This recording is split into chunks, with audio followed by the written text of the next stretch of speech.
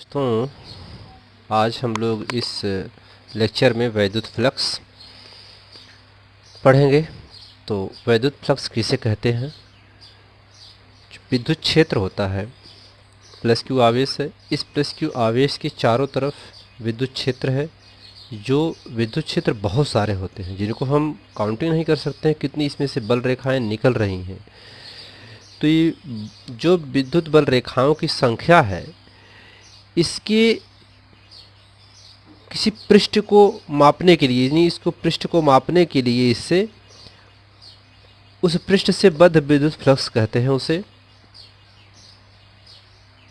ठीक है, यानी विद्युत फ्लक्स किसे कहते हैं? इसे कोई पृष्ठ है और उस पृष्ठ से कितनी विद्युत बल रेखाएं गुजर रही हैं या जा रही हैं, उसे कहते हैं विद्युत फ्लक्स। तो यहाँ पर आपको एक पृष्ठ दिखाया दिया गया है फाई 1। अच्छा, फाई क्या है? फाई जो है यह विद्युत फ्लक्स का सिंबल है, और फाई 2 भी। तो यहाँ पे लिखा है आपको किसी पृष्ठ क्षेत्रफल, तो पृष्ठ क्षेत्रफल ये पृष्ठ हुआ आपका, से गुजरने वाली विद्युत बल रेखाओं की संख्या, यानी ये है पृष्ठ आपका और इससे गुजरने वाली विद्युत बल रेखाओं की संख्या को वैद्युत फ्लक्स कहते हैं। इसे फाई या फाई ई से प्रदर्शित करते हैं। ठीक है, वैद्युत फ्लक्स लिखते हैं, फ्लक्स को फाई से या फाई ई से प्रदर्शित करते हैं। तो हम लोग यहाँ पे फाई लेके चलेंगे। अपने एनसीईआरटी बुक में फाई ही दिया है और कहीं कहीं फाई ई भी लिखते हैं। तो यहाँ पर ये पृष्ठ एक आपका फाई 1 और दूसरा फाई 2। तो हम यहाँ पे देख सकते हैं कि जो फाई 1 है वह इस आवेश के बहुत पास है, वह विद्युत बल रेखा के पास, विद्युत क्षेत्र के पास है बहुत ज़्यादा। तो उससे बहुत अधिक बल रेखाएं निकल रही हैं और जितना पृष्ठ दूर होगा उससे उससे कम रेखाएं निकलती हैं। ठीक है, यानी आवेश के पास पृष्ठ जितना अधिक होगा, जितना नज़दीक होगा, आवेश के पास पृष्ठ जितना नज़दीक होगा उससे गुजरने वाली विद्युत बल रेखाओं की संख्या अधिक होगी, और उस आवेश से जितना दूर होगा पृष्ठ उससे गुजरने वाली रेखाओं की संख्या कम होगी। ठीक है, तो यहाँ पे फाई 1 और फाई 2 में देखा जा सकता है कि फाई 1 इस आवेश के बहुत नज़दीक है तो इससे निकलने वाली विद्युत बल रेखाओं की संख्या बहुत ज़्यादा है, और यह दूर है तो इससे केवल एक ही रेखा जा पा रही है। ठीक है, अब यहाँ पे फाई 1 और फाई 2 पृष्ठ क्षेत्रफल है। ये फाई 1 फाई 2 क्या है? पृष्ठ क्षेत्रफल है, जिसे हम सरफेस एरिया कहते हैं।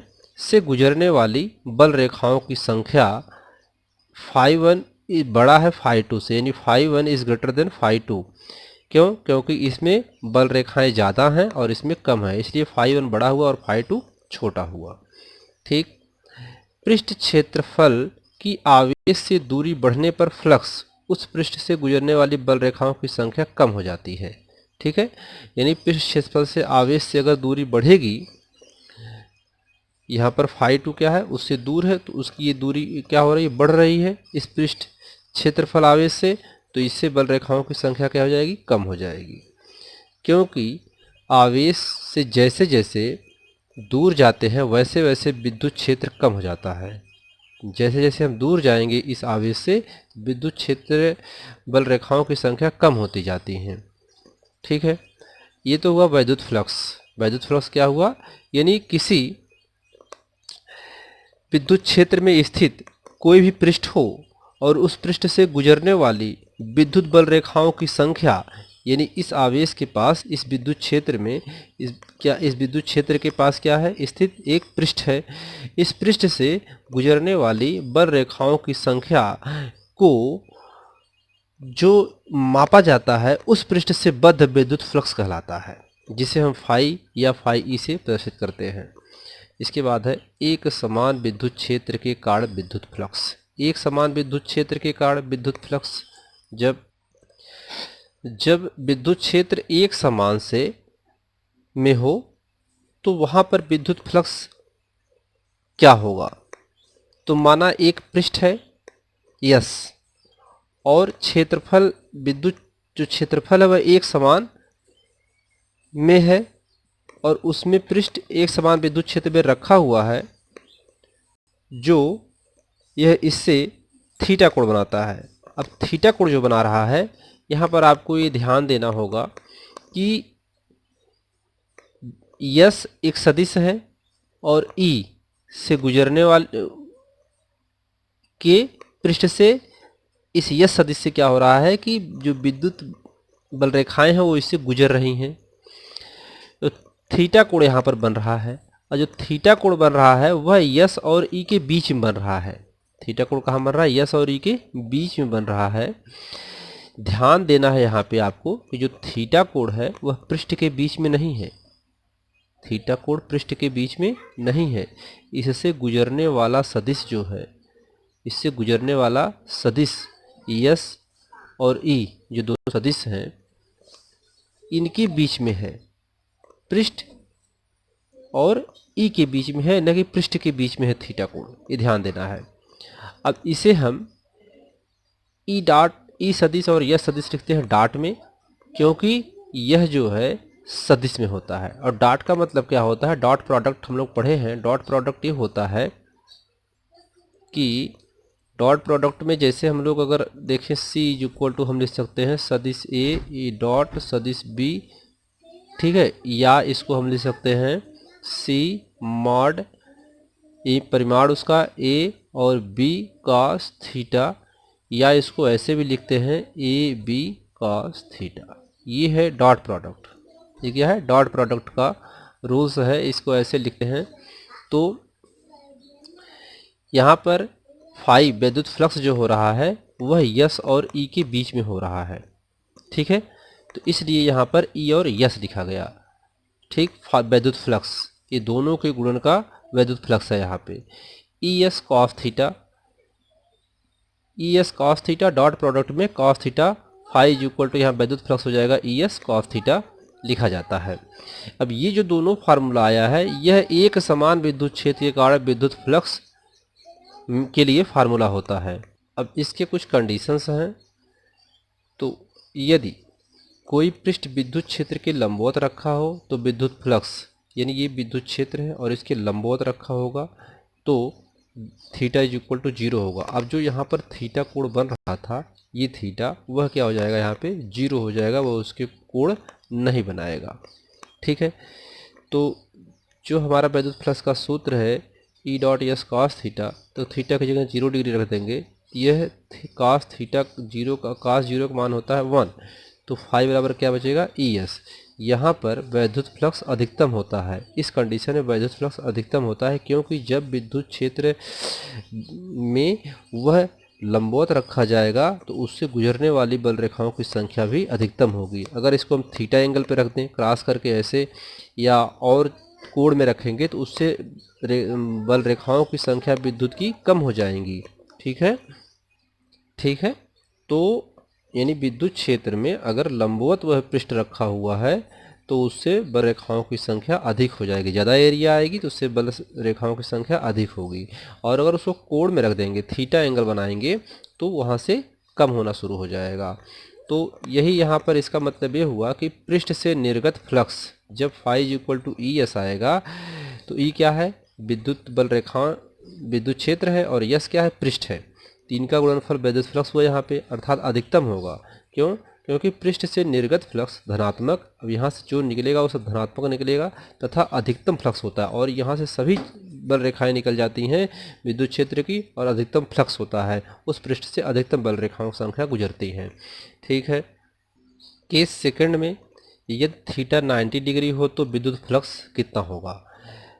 अर्थात इसको कह सकते हैं कि पृष्ठ विद्युत क्षेत्र के समांतर में हो, पृष्ठ विद्युत क्षेत्र के समांतर में हो, यानी थीटा का मान 90 डिग्री हो या पृष्ठ क्षेत्र के विद्युत क्षेत्र के समांतर में होगा, तो विद्युत फ्लक्स क्या होगा? देखिए, ये विद्युत क्षेत्र है और इस विद्युत क्षेत्र में यह जो हमारा पृष्ठ है यस, इसको कैसे रखा गया है? इसके समांतर रख दिया गया, ठीक है। और वहाँ पे जो यस है वह theta is equal to 90 degree बन रहा है। अब थीटा 90 डिग्री हो जाए और पृष्ठ जो हमारा है वह विद्युत क्षेत्र के समांतर में रखा जाए तो विद्युत फ्लक्स क्या होगा? तो सूत्र है phi is equal to E dot S cos theta, theta की जगह 90 डिग्री, तो इसका मान होता है शून्य, यहाँ पे शून्य हो जाएगा। अर्थात उस कंडीशन में वैद्युत फ्लक्स क्या होगा, शून्य होगा। क्यों? क्योंकि यहाँ आप देख सकते हैं कि इस पृष्ठ से कोई विद्युत बल रेखाएं नहीं जा रही हैं, इसको स्पर्श नहीं कर रही हैं, निकलती चली जा रही हैं, तो यहाँ पे वैद्युत फ्लक्स बनेगा ही नहीं, अर्थात वैद्युत फ्लक्स शून्य हो जाएगा। ठीक है, यहाँ पे लिखा गया है ई तथा यस परस्पर लंबवत, यानी ई और यस आपस में लंबवत हैं एक दूसरे से। जब लंबवत होंगे तो यहाँ पर क्या हो जाएगा, 90 डिग्री कोण बनेगा और वैद्युत फ्लक्स शून्य हो जाएगा। पिछले वाले में क्या पढ़े हैं कि वह पृष्ठ ही लंबवत था, वहाँ पर पृष्ठ लंबवत था, ठीक है, और विद्युत क्षेत्र के पृष्ठ लंबवत था। पृष्ठ इस कंडीशन में ऐसे रखा गया था वहाँ पे, ठीक है। तो उस जब लंबवत पृष्ठ हो गया, ऐसे हो गया, तो जब इस कंडीशन में हो गया तो वहाँ पे बहुत सारी अधिकतम मैक्सिमम बल रेखाएं निकलती हैं, ठीक है। यहाँ पर परस्पर रख दिया गया है विद्युत क्षेत्र की, तो कोई बल रेखाएं नहीं निकल रही, अर्थात बल रेखाओं की संख्या शून्य हो गई, वैद्युत फ्लक्स क्या हो गया, शून्य हो गया। तो अर्थात विद्युत क्षेत्र की दिशा में रखे पृष्ठ, विद्युत क्षेत्र की दिशा में रखे पृष्ठ से बद्ध विद्युत फ्लक्स शून्य होता है, ठीक है। नोट यहाँ पर आपको लिखा गया है, जब पृष्ठ विद्युत क्षेत्र के समांतर होगा, यानी जब पृष्ठ विद्युत क्षेत्र के समांतर होगा, तब पृष्ठ से कोई विद्युत बल रेखा नहीं गुजरेगी, ठीक है। केस थर्ड है यहाँ पे। अब केस थर्ड में यदि थीटा 180 डिग्री हो तो विद्युत फ्लक्स क्या होगा, अगर 180 डिग्री हो जाए, अर्थात पृष्ठ विद्युत क्षेत्र के विपरीत दिशा में हो। अब पृष्ठ विद्युत क्षेत्र के विपरीत दिशा में रख दिया गया। आप इस डायग्राम से इस पृष्ठ जो ले रहे थे, इस प्रकार से आप नहीं समझ पाते, या इसी पृष्ठ को हम यहाँ पे सर्कल द्वारा बना दिए हैं इलिप्स टाइप्स के, ताकि आपको समझ में आ सके। तो ये पृष्ठ से विद्युत जो क्षेत्र है वह इधर जा रहा है और इस सरफेस जो है वह इसके विपरीत में रखा हुआ है। तो इस कंडीशन में क्या होता है, आइए देखते हैं। विपरीत दिशा में होगा विद्युत क्षेत्र के पृष्ठ, पृष्ठ क्या है, विद्युत क्षेत्र के विपरीत दिशा में है, और थीटा यहाँ पर 180 डिग्री, जब दोनों एक दूसरे के विपरीत हो जाएंगे, एक दूसरे के इस तरीके से विपरीत हो जाएंगे, तो वहाँ पर थीटा 180 डिग्री हो जाएगा, अर्थात एक समान, एक सीधी रेखा बन जाएगी। तो phi E dot S cos theta जो हमारा फार्मूला है विद्युत फ्लक्स का, तो यहाँ थीटा की जगह 180 डिग्री, 180 डिग्री का मान होता है -1, तो इसलिए माइनस ई डॉट यस आ जाएगा। ये फाई विद्युत फ्लक्स का मान आया यहाँ पे। यहाँ फिगर जो है ई तथा यस परस्पर विपरीत दिशा में रखे हैं, वो इसके बीच फिगर है। तो यहाँ पे क्या हुआ कि जो हमारा वैद्युत फ्लक्स है ऋणात्मक आ रहा है, जो पृष्ठ में प्रवेश करने वाला फ्लक्स ऋणात्मक होता है, ठीक है। इसका मतलब क्या हुआ कि पृष्ठ में प्रवेश करने वाला फ्लक्स ऋणात्मक होता है, ठीक है। तो उम्मीद करते हैं कि आपको ये लेक्चर पसंद आया होगा, और अगले टॉपिक में आपको पढ़ाया जाएगा वैद्युत फ्लक्स, असमान विद्युत क्षेत्र में वैद्युत फ्लक्स क्या होता है, और वैद्युत फ्लक्स का मात्रक एवं डिग्री बताई जाएगी।